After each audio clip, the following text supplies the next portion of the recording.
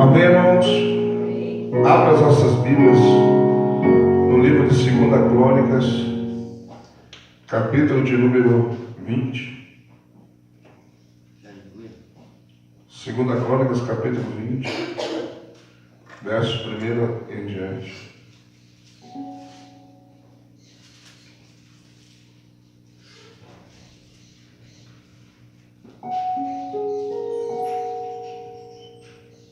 Glória a Deus. Amém? Amém. Diz assim: e sucedeu que depois disso, os filhos de Moabe e os filhos de Amon. Pode se sentar agora para você. Pode colocar. Vamos lá de novo. 2 Crônicas, capítulo 20, verso 1. E sucedeu que depois disto, os filhos de Moabe e os filhos de Amon, e com eles alguns outros amonitas, vieram a peleja contra Josafá. Então vieram alguns que deram aviso a Josafá, dizendo: vem contra ti uma multidão da além do mar e da Síria, e eis que já estão em Hazazon Tamar, que é Engedi. Então Josafá temeu e pôs-se a buscar o Senhor. Apregoou um jejum em todo Judá, e Judá se ajuntou para pedir socorro ao Senhor. Também de todas as cidades de Judá vieram para buscar ao Senhor. E pôs-se Josafá em pé na congregação de Judá e de Jerusalém, na casa do Senhor, diante do pátio novo, e disse: ah, Senhor, Deus de nossos pais, porventura não és tu Deus dos céus, pois tu és dominador sobre todos os reinos da gente, e na tua mão há força e poder, e não há quem possa te resistir. Porventura, ó Deus, não lançaste tu fora os moradores desta terra, de diante do teu povo Israel, e não deste a semente de Abraão, teu amigo, para sempre, e habitaram nela, edificaram um santuário ao teu nome, dizendo: se algum mal nos sobrevier, espada, juízo, peste ou fome, nós nos apresentaremos diante desta casa e diante de ti, pois o teu nome está nesta casa, e clamaremos a ti na nossa angústia, e tu nos ouvirás e livrarás. Senhor meu Deus, meu Pai, em nome de Jesus, o teu amado Filho, em cuja presença aqui estamos, eu clamo a ti, Senhor, nesta hora. Fala aos nossos corações, porque somos carentes de ouvir a tua voz. Tu conheces as minhas limitações, mas eu conheço a tua grandeza, o teu poder opera segundo elas, porque sem ti nada sou, nada tenho e nada posso. Mas contigo sou, tenho e posso tudo aquilo que a tua palavra diz que sou, que tenho e que posso, em nome de Jesus. Amém. Podem tomar os vossos assentos na presença de Deus. Amados, a passagem é conhecida quando Moabe e os filhos de Amon se levantaram em batalha contra Josafá. Nesse período o reino de Israel estava dividido, reino sul, reino norte, e Josafá era rei de Judá, e também da tribo de Benjamim, que se uniram com Judá. E a Bíblia diz que quando chegou a notícia a Josafá, a Bíblia diz que ele temeu. É normal você se preocupar, ter medo diante de uma luta, de uma batalha, porque, querendo ou não, são incertezas que você tem. E quando ele sabe que está vindo uma multidão contra ele, ele tem medo. que diante do medo, ele toma uma atitude. Às vezes nós tememos, estamos com medo de algo, mas não tomamos uma atitude. Às vezes diante de uma enfermidade, às vezes diante de um problema familiar, às vezes diante de um problema financeiro, a gente teme, mas não toma uma atitude. E Josafá, ele toma uma atitude. E a primeira atitude que ele toma diante de um momento de medo, amados, é de buscar ao Senhor, de buscar a Deus. Ele decide buscar a Deus. A nossa situação é uma situação de extremo perigo, mas nós temos que buscar a Deus. Ou seja, está vindo um povo maior do que nós lutar contra a gente. Mas Josafá colocou no coração buscar a Deus. Talvez outro, ia dizer, vamos fugir, vamos abandonar a cidade. Mas ele decidiu buscar a Deus. Então, amados, hoje muitas pessoas fazem o contrário. Quando estão com lutas e dificuldades, em vez de buscar a Deus, param de buscar. As pessoas estão doentes, param de vir à igreja. As pessoas estão com problema, desanimam de vir à igreja. E não é a solução. Nós temos que buscar a Deus para resolver a solução. Perdão, para resolver o problema e achar a solução. Então Josafá, ele se dispôs a buscar ao Senhor. E a consequência disso, no verso 4, amados, diz assim: e Judá se juntou para pedir socorro ao Senhor. Também todas as cidades vieram para buscarem ao Senhor.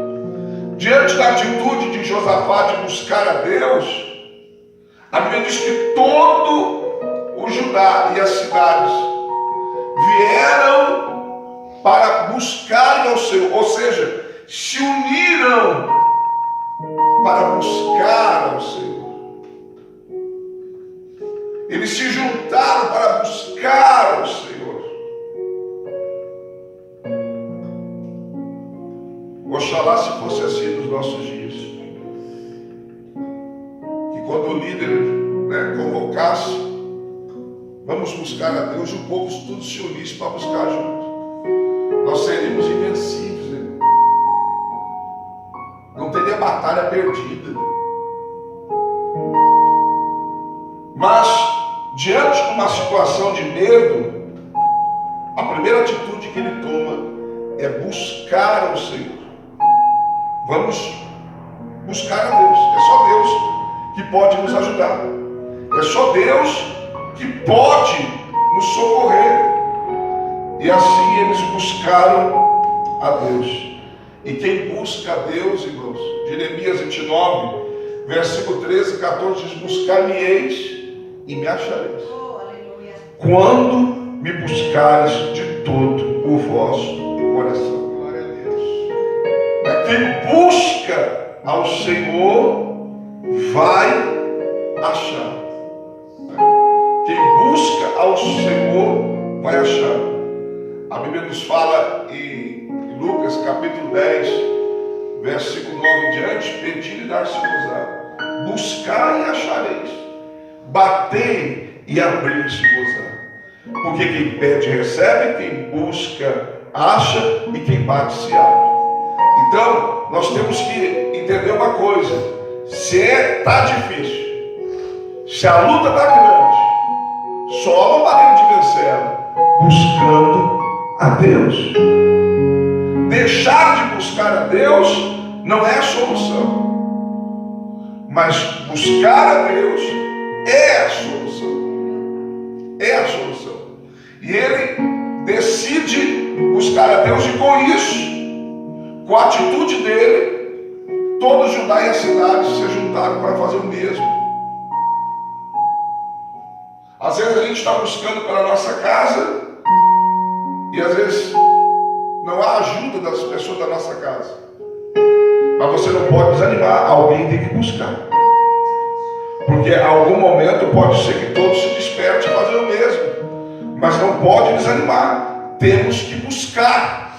Porque se buscar, vamos achar. Vamos achar vitória, vamos achar resposta, vamos achar a solução. E a Bíblia diz, amados, e temeu Josafá e pôs buscar o Senhor e apregoou jejum em todo Judá. Segunda atitude de Josafá no momento de medo foi jejuar.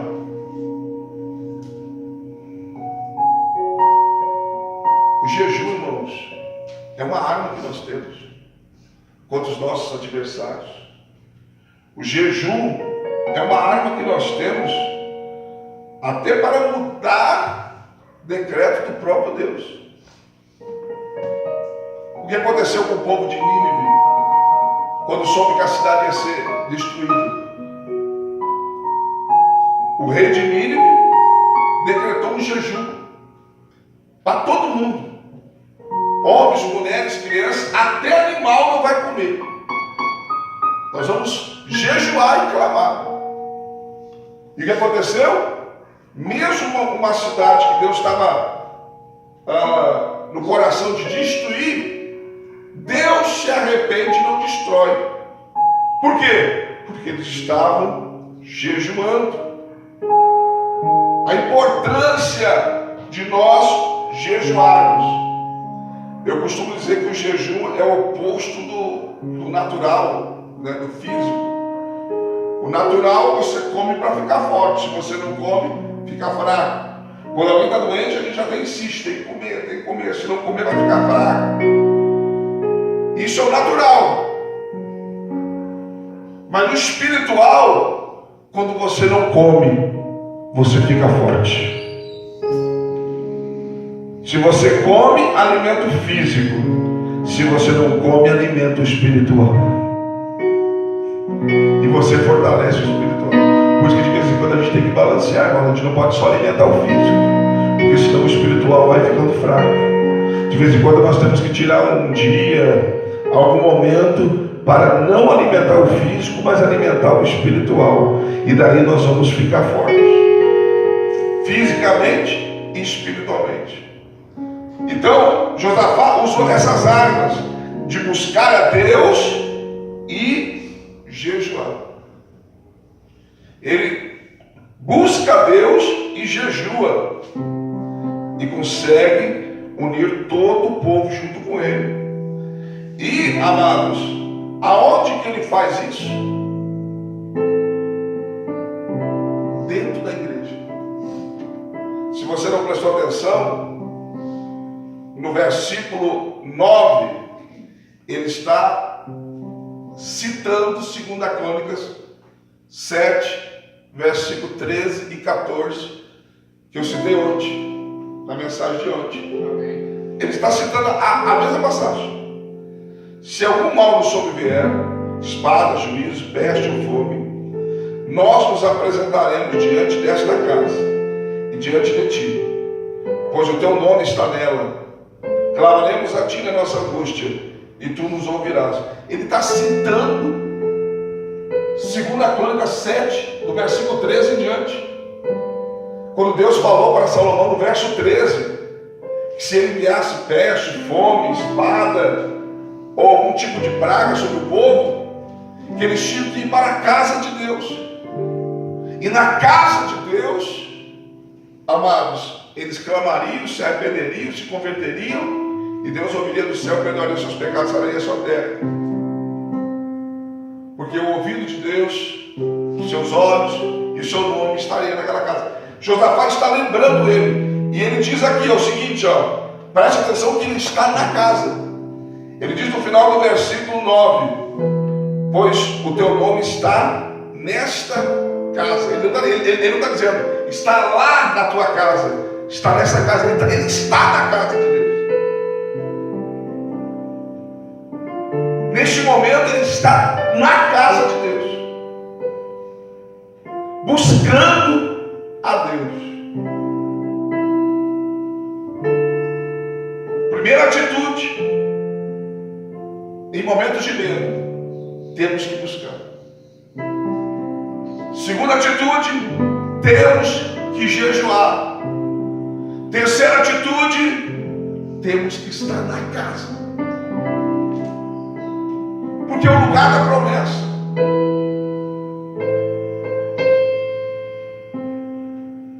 Quando você está doente, você vai ao quê? Ao pronto-socorro, vai à UPA, vai consultar com o médico. Por quê? Porque você está doente, você quer remédio, você quer cura. Se você quer promessa de Deus na sua vida, se você quer que Deus cumpra as promessas dele, se você quer que Deus faça por você o que está escrito na palavra, tem que vir para a casa dele, tem que buscar a ele na sua casa. E nós temos vivido tempos, irmãos, em que as pessoas não estão buscando, não estão jejuando,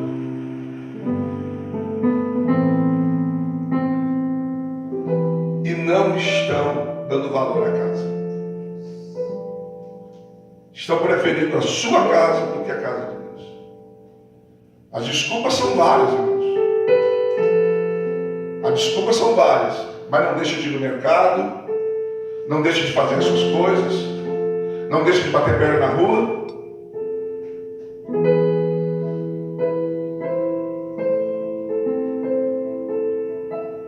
Mas para a casa de Deus é desculpa.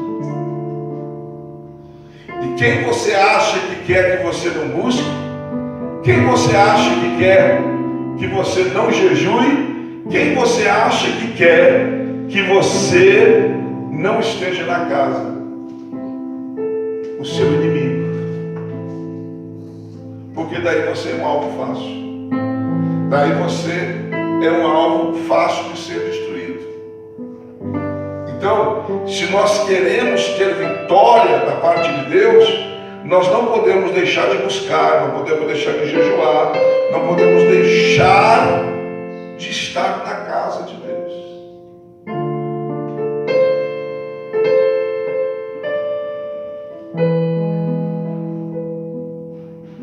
Eu estou num propósito, irmãos, Deus, dia 25 de outubro de 2022.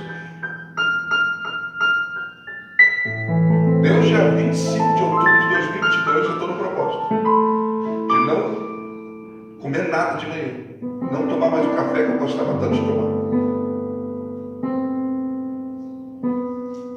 até que Deus me dê a vitória. Deus, no dia 25 de outubro.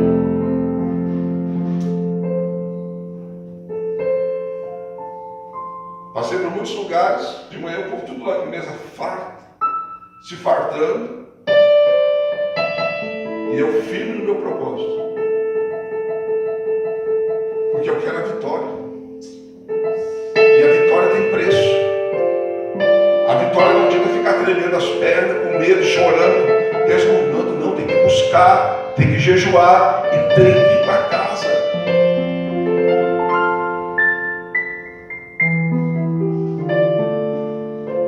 Então, no momento de medo, você não pode desistir de buscar, não pode desistir de jejuar, não pode desistir de estar na casa. Você acha que às vezes o pastor não cansa, não desanima? Lógico. Eu até pensei de não fazer a consagração hoje.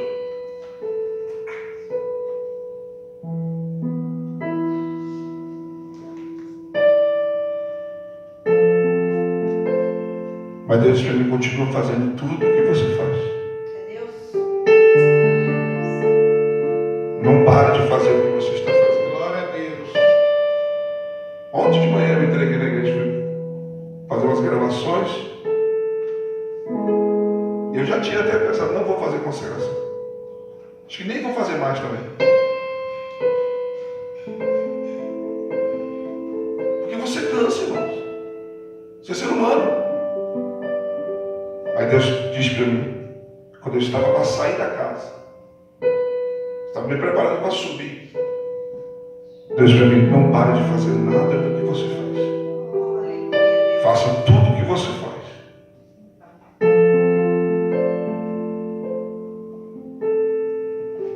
Então nós precisamos, amados, para ter a vitória, preste atenção, clamar, jejuar e estar na casa.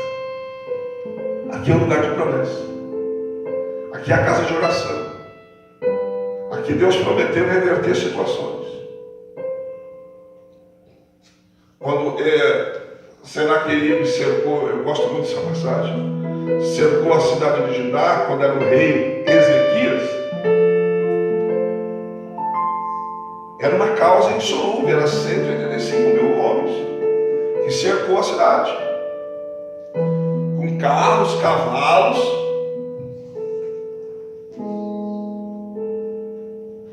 e eles mandam uma carta afrontando o rei de Judá, Ezequias, e a Judá. E o que Ezequias faz? A Bíblia diz, 2 Crônicas capítulo 2 Crônicas capítulo 18, que ele entra na casa de Deus. Ele entra na casa do Senhor e apresenta aquela afronta ao Senhor. Ele apresenta aquela carta diante de Deus, na casa de Deus. E no capítulo 19 a Bíblia diz que veio a resposta do Senhor para ele. Segunda Reis. E vem a resposta de Deus para ele. Aonde Deus levanta o profeta Isaías e diz: ele não levantará uma tranqueira contra esta cidade, não lançará uma flecha sequer contra esta cidade.